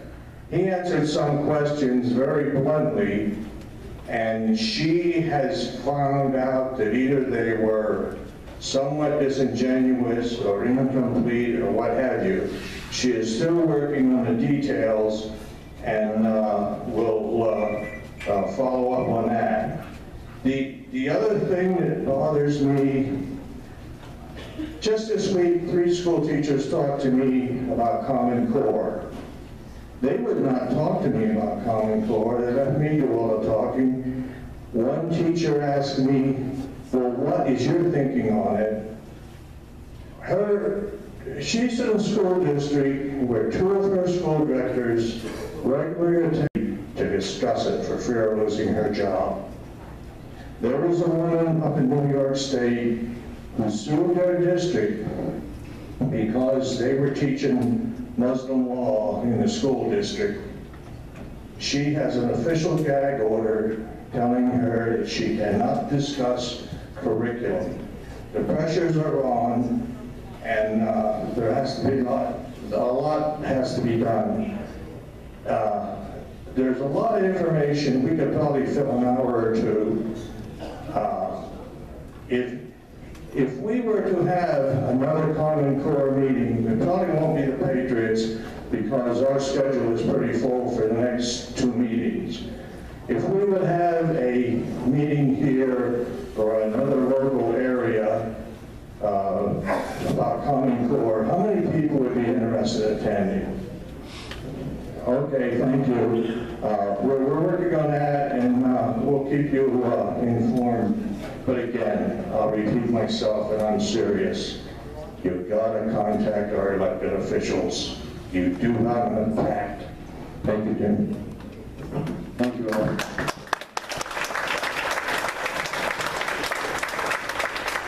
Now Tom Campione has a couple of updates for us. Thank you. I think most people know that I am on the legislative committee. I work for Rod. I have a question for you. How do you feel about allowing school officials to strip search our kids, grandkids? Anybody like that idea? Well, last month, Saucon Valley School District, which is just south of Bethlehem, was doing a rather routine policy update and almost passed a policy that would establish rules for conducting student strip search. Right, you heard that right. They almost passed a policy that would outline exactly how school officials should conduct strip searches. Well, you might say, how could that be in this day and age? It turns out that the Supreme Court actually decided back in 2009 that strip searches by school officials are not necessarily Fourth Amendment violations. Some may go too far, such as the case of a 13-year-old girl, Savannah Redding, in Arizona, but not all strip searches go too far, according to them, or not all student searches go too far. In Savannah Redding's case, it was reported that she was hiding prescription-strength Tylenol. Well, based on this suspicion, school officials first searched her belongings and then had her stripped to her underwear, pull her bra out, and go side to side and shake it, and pull out the elastic on her underpants to see what might fall out. This is a 13-year-old girl. Officials did not find any contraband, and they did not contact her parents. Didn't contact them at all during the investigation. Well, Berks County Patriots Legislative Committee believes that school officials should never be permitted to conduct strip searches of our children, and that if such a search is necessary, it must be by trained, uniformed police officers, and that parents must be notified immediately. Now back to the Saucon Valley School District. There's a board member there by the name of Brian Eichfeld. He discussed the matter with some of the other board members. That is, they really started to get into it. He discussed it with a number of us and the board members. And ultimately, we got the board to pass a no strip search policy. That's actually the exact opposite of where they started.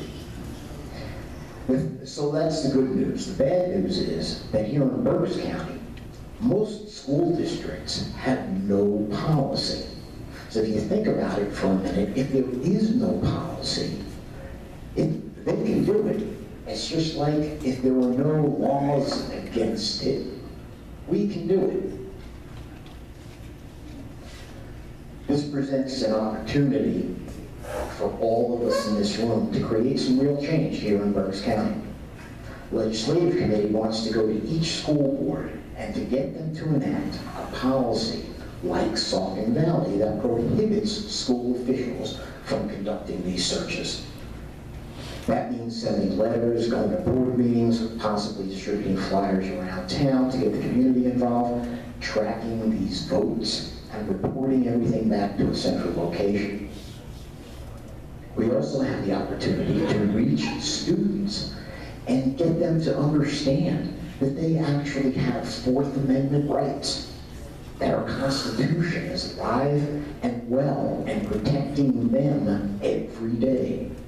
So we see this as an excellent way to get to the students, to parents, to grandparents, get the community involved. And get them involved on an issue that many are passionate about. But of course, we, the Legislative Committee, can't do it alone. So the question is, for those seated there in the audience, are you willing at all to help with something small? Perhaps passing out flyers, stuffing envelopes, making a phone call, attending a meeting, or possibly attending a protest in front of a school district. Anybody would be willing to do any of that sort of thing? If so, raise the hands. Okay, we have a few. I believe that Eldon has a list at the back of the room, a sign-up list at the back of the room. If you would, before you leave, please be sure and leave us your name and contact information. Two other things I've been asked to mention quickly. Number one, I don't know if folks in the room remember Pat Toomey's bill a couple of years ago called Toomey Mansion. Many of us were very, very upset with him having introduced that bill. He has been talking about introducing it once again. The Second Amendment community is once again very upset with him, and we will be marching on his offices September 13th. That's going to be, he has 7 offices in the state. I guess he needs 7 offices, but that's a Sunday, and there'll be more information to follow on that. Lastly, Rod asked me to mention House Bill 357. This is another Second Amendment bill. It would nullify all new federal gun laws, executive actions, executive orders, and policies. So remember, not long ago, the ATF wanted to ban certain ammunition. If House Bill 357 were enacted, then that sort of regulation would no longer, would not apply to us here in Pennsylvania. And this is a Representative Metcalf bill. We're asking that people contact their state House reps and have them co-sponsor the bill. That it, Rod? Okay, thank you. Thank you, Tom. Announcements for upcoming meetings. Yes, sir. Our next meeting is going to be chaos in the global economy, and it's Colonel Frank Ryan. Everybody remember Colonel Frank Ryan? He spoke here before. He's an honorable man, and he's also a financial planner, so he really understands money and economy. So I would advise you to be here, especially if you have any kind of retirement that you're looking forward to keeping. There's certain places you might not want to keep it, so he might give you some advice on that. But I'm going to give Rod a couple more minutes just to kill some time here before I give the closing announcement. Couple Miller minutes, that's 30. Couple of very brief things. Firstly, as I said about the House Bill 11, the liquor bill, I have a pile of before and afters. The before was the one that said we're going to privatize liquor stores. The after is the one, it's all lined out. They removed that part, and they went through the shenanigans as I explained. Well, Mark Gillen was on the original bill when it said privatized.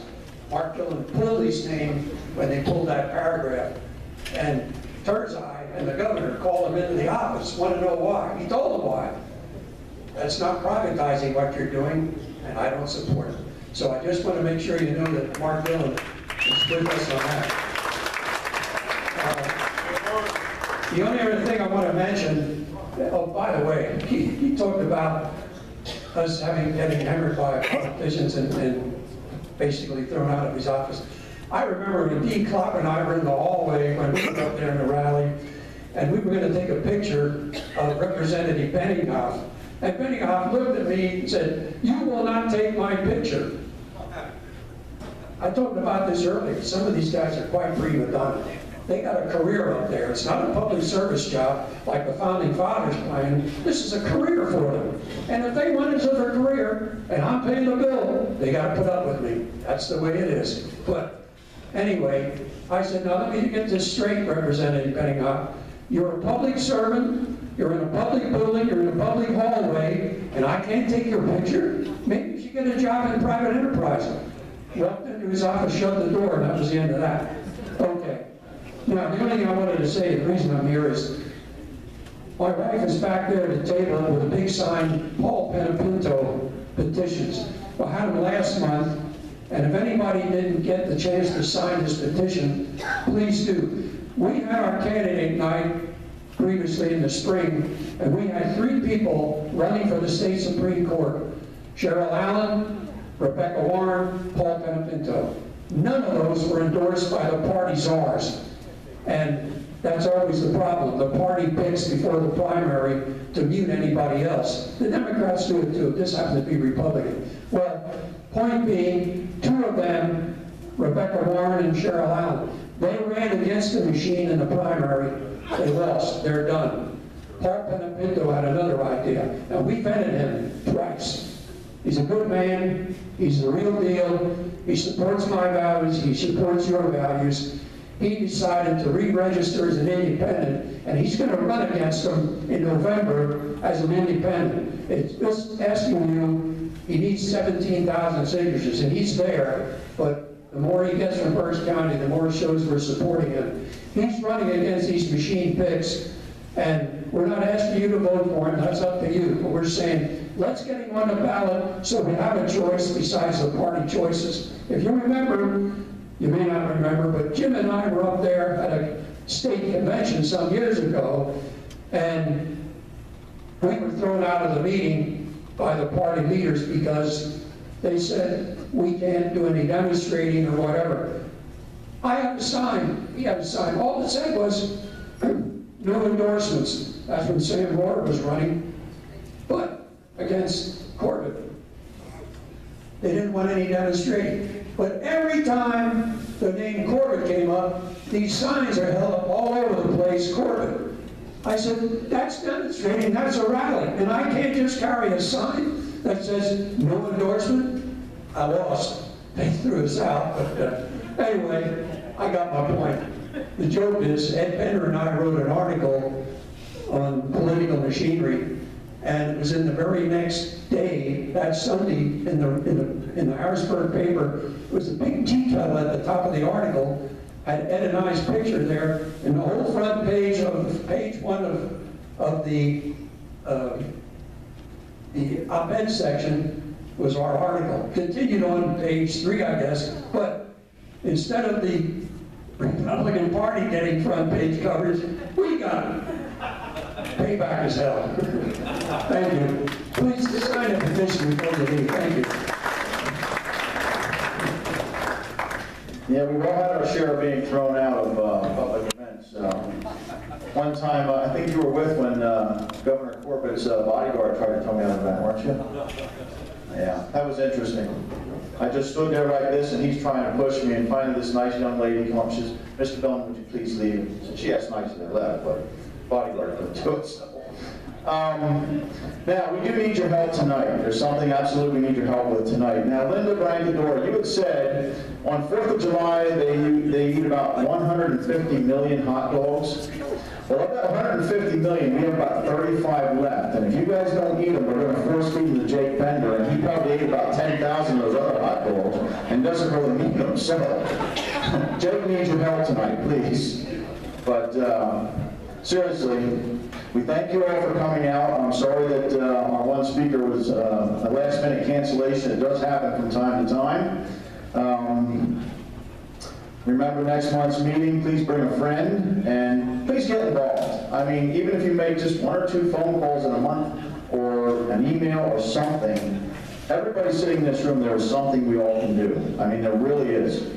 And we need your help. I mean, well, I know you do, Shirley. I know. I actually had to block Shirley from my personal email list. I still get your emails, but it's a roundabout way sometimes. She literally was sending me about 25 a day. You know, between her 25 a day, and some of you guys send me the emails that already come through the Patriots, which I've already seen, and I get 25 more of them. That will tell you I can go like 2 or 3 days, I get 300-400 emails. I can't possibly read them all. It's impossible. It is impossible, so. But at this time, I'd like to bring Randy up to close us in prayer, and ask you to bring a friend to next month's meeting, and spread the word. I mean, really, we've got some things to do here, and we're losing in this country in a lot of areas. And if we don't wake up the next generation, they call them millennial generation, I mean, they are really asleep. My kids are part of it. They sleep, they don't want to hear anything I have to say, and that's because they're not really out there contributing to society yet. You know, some of them work, but for the most part, they, you know, are just getting into the workforce, and they don't understand. It took me till I was in my late 20s to understand, when I realized that most of my paycheck wasn't going to me, and, you know, I didn't like some things I started seeing, so we need to wake up the next generation. But Randy, if you close us in prayer. Shall we all rise for...